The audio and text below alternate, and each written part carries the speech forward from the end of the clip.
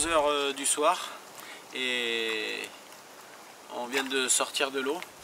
On vient donc de faire une plongée de nuit dans la passe Utugi de l'atoll de Toahu. Et on vient de prendre une belle leçon d'humilité là.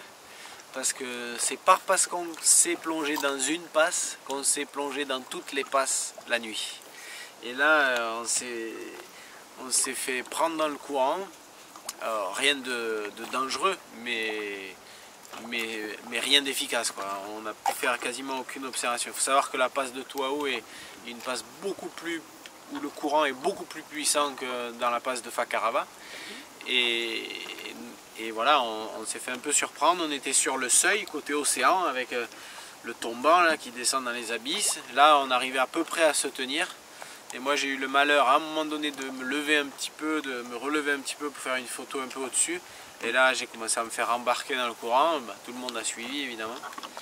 Et puis là, vraiment, à l'intérieur de la passe, il n'y a quasiment rien à faire. Le courant était tellement fort, c'était impossible d'imaginer s'arrêter. Impossible pour Cédric de s'arrêter, de nager à contre-courant avec la rampe de flash. Donc voilà, on s'est juste fait transporter de l'océan jusqu'au lagon en quelques minutes. Arrivé dans le lagon, c'était pas plus calme, ça continuait le courant était encore très fort.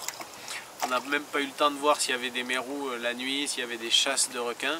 En tout cas, il semblerait que les requins dans cette passe là ne soient pas présents la nuit dans la passe. On a même l'impression qu'ils ont déserté la passe pendant la nuit. Alors est-ce que la passe de Fakarava est une exception où les requins chassent dans la passe la nuit et les autres passes sont différentes? C'est peut-être ça. Ça renforcerait encore plus la valeur exceptionnelle de la passe de Fakarava. Bon, demain on va expérimenter autre chose.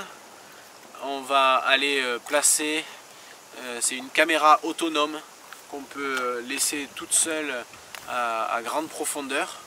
Là où nous on peut rester qu'une poignée de minutes, une dizaine de minutes. Et ça nous permettra d'observer peut-être des choses qu'on n'a pas le temps de voir quand on plonge trop peu de temps profond. Donc demain, plongée profonde, installation d'une caméra autonome. Et puis là, on va aller se coucher avec quasiment 0 image dans la boîte. Salut, à demain!